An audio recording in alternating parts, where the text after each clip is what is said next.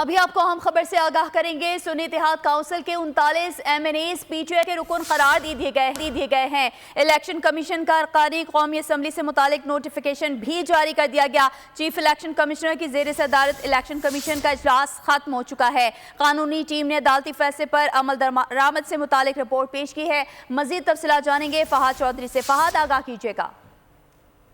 جی دیکھیے، supreme court کی مخصوص نشستوں سے متعلق فیصلے پر عمل درآمد کے لیے چیف الیکشن کمیشن کی زیر صدارت آج ایک اہم اجلاس ہوا، جس میں 39 جو MNAs تھے سنی اتحاد کونسل کے، جنہوں نے PTI کے پہلے ٹکٹ جمع کروائے تھے، ان کو تو تحریک انصاف کا آج الیکشن کمیشن نے رکن باضابطہ طور پر قرار دے دیا ہے اور نوٹیفیکیشن بھی جاری کر دیا ہے۔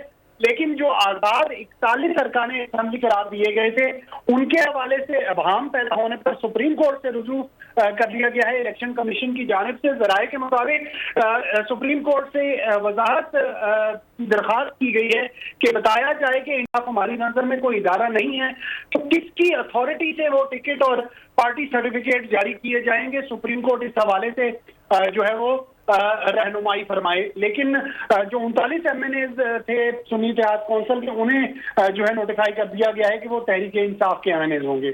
جی، سنی اتحاد کونسل کے 39 MNAs PTI کے رکن قرار۔ الیکشن کمیشن کا ارکان قومی اسمبلی سے متعلق نوٹیفیکیشن جاری۔ چیف الیکشن کمشنر کی زیر صدارت الیکشن کمیشن کا اجلاس ختم ہو چکا ہے۔ فہد چودھری ہمیں تفصیلات بتا رہے تھے، آپ کا بہت شکریہ۔ سبسکرائب کریں اور بیل دبائیں تاکہ کوئی خبر رہ نہ جائے۔